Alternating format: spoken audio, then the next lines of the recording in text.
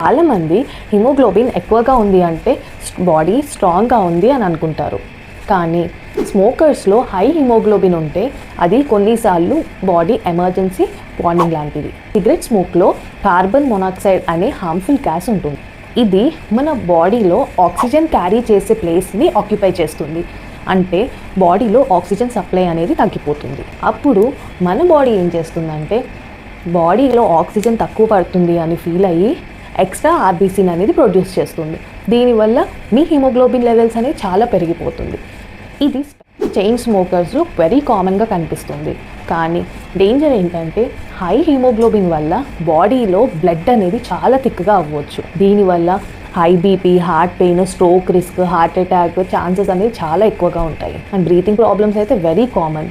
Specially elderly patients, BP, sugar, heart problem ఉన్న పేషెంట్స్కి అయితే చాలా డేంజర్.